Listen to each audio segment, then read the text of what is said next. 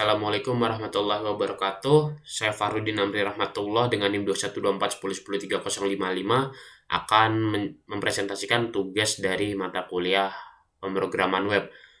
Di sini tugasnya yaitu menjelaskan atau mempresentasikan apa yang didapat dari mata kuliah tamu kemarin, yaitu Current Approach of Design Thinking by Profesor Dr. Andrian Rusniak MBA from Freiburg University of Applied Science Germany. Nah, jadi di sini ada beberapa dokumentasi saya kemarin mengikuti kuliah tamu tersebut. Lalu selanjutnya adalah yang saya dapatkan yang pertama yaitu Basic Principles. Basic Principles ini ada 7. Ya, ada 7. Yang pertama yaitu Error or Component of the Innovation Process. Jadi error itu adalah sebuah komponen yang kita dapatkan dari melakukan inovasi tersebut. Lalu yang kedua adalah way of thinking solution are not subject to restriction. Jadi cara kita berpikir atau mencari solusi itu tidak harus tertunduk, tidak harus patuh kepada larangan. Yang ketiga, experiment, test, and validation always take place on the customer. Eksperimen, tes, dan validasi itu dalam melakukan sebuah inovasi kita memerlukan kontribusi dari pelanggan juga. Jadi kita melakukannya kepada pelanggan itu. Constructive feedback culture. Nah, di sini dalam membuat sebuah design of thinking, inovasi, dan lain sebagainya, itu kita memerlukan yang namanya feedback. Lalu yang kelima adalah prototyping and storytelling provide visibility. Pembuatan prototipe dan penceritaannya itu memberikan visibilitas kepada ide-ide kita. Keenam, different views and interpretations. Nah, di sini view dan interpretasi yang berbeda-beda. Lalu yang terakhir ada optimism and curiosity. Jadi di sini adalah dalam membuat sebuah ide kita harus memiliki rasa ingin tahu dan juga rasa optimis. Selanjutnya yang saya dapatkan yaitu business benefit. Jadi there's a lot of benefit that we can get from doing some business. Ada banyak sekali hal yang bisa kita dapatkan dalam melakukan sebuah bisnis. Yang pertama yaitu innovation solution. Kita bisa mencari solusi dari inovasi kita tersebut.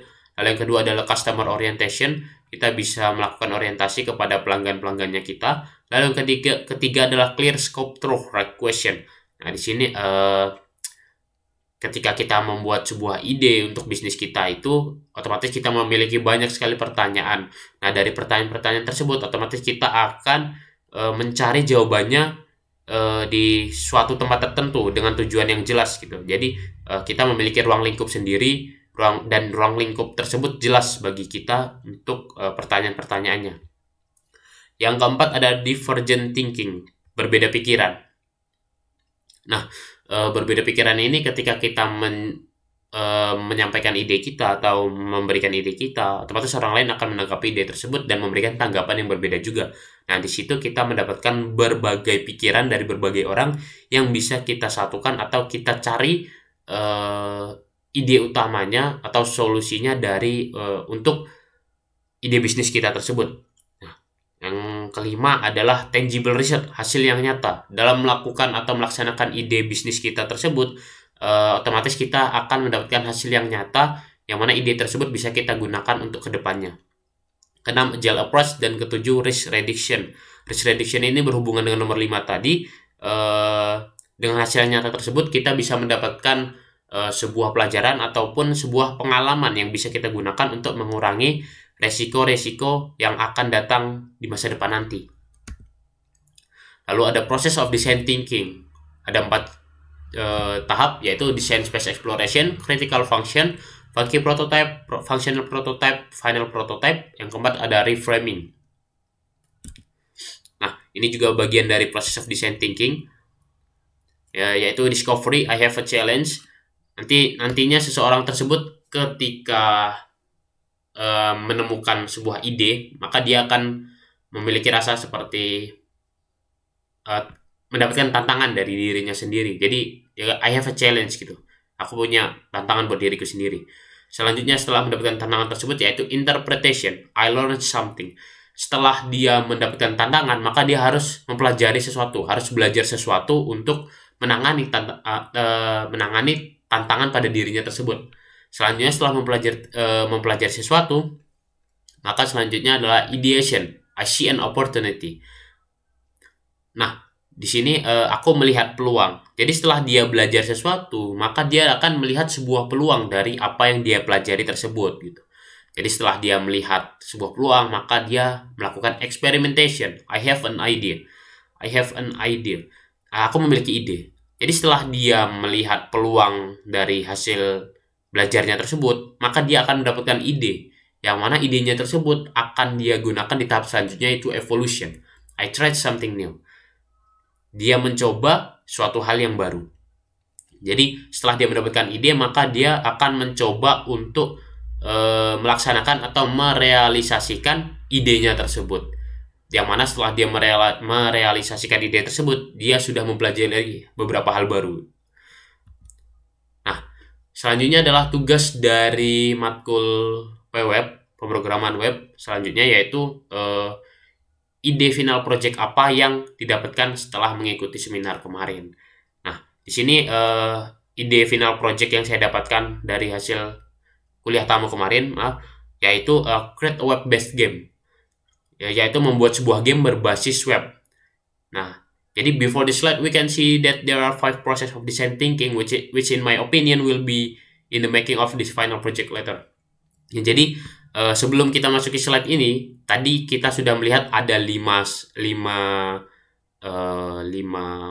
proses yang bisa kita lakukan atau bisa kita dapatkan dalam melakukan sebuah design thinking. Nah, yang seperti ini. Nah, jadi menurut saya dengan 5 itu kita bisa membuat final project ini. This 5 process will later be carried out when this final project is carried out, because unlike web creation in general, in making web-based game, students will learn a lot of new things that they may have never gotten before. Nah, jadi dengan mengimplementasikan 5 proses tadi, mahasiswa nantinya akan mendapatkan banyak hal baru yang mungkin belum pernah mereka dapatkan sebelumnya. Dan juga dalam pembuatan ide final project ini tidak seperti membuat web pada umumnya. Di sini mahasiswa seperti yang saya bilang tadi bisa mendapatkan banyak hal baru. Jadi mereka akan tertantang, lalu mereka akan mempelajari hal baru, mereka akan melihat sebuah peluang, lalu mereka akan mendapatkan ide dan mereka akan merealisasikannya dan mendapatkan hal baru. Nah, di sini adalah tahapan-tahapannya seperti yang saya sebutkan sebelumnya. I have a challenge, discovery. Student will get a challenge with this final project because it will be different from the others. Jadi mahasiswa itu nantinya akan mendapatkan tantangan dengan adanya final project ini karena ini berbeda dari yang lainnya gitu. Lalu interpretation, I learn something. Student will study further and learn something from it. Jadi mahasiswa ini nantinya akan mempelajari hal baru, akan mempelajari banyak hal dari project final ini. Ideation, I see an opportunity. Student will see opportunity for them to learn these new things. Nah, jadi setelah mereka mempelajari hal baru itu, mereka nantinya bisa mendapatkan sebuah kesempatan atau sebuah peluang dari final project ini. Experimentation, I have an idea. Student find new ideas. Lalu masuk ke tahap evolution, I try something new. Student try a number of new things that they may have never done before. Seperti yang saya bilang sebelumnya, tidak seperti kebanyakan membuat web. Di sini membuat game berbasis web itu adalah sesuatu hal yang mungkin bisa dibilang ide baru, atau mahasiswa nantinya baru membuat game berbasis web itu pada final project ini. Dan dari itu semua, mahasiswa akan mendapatkan banyak hal baru yang bisa mereka gunakan ke depannya.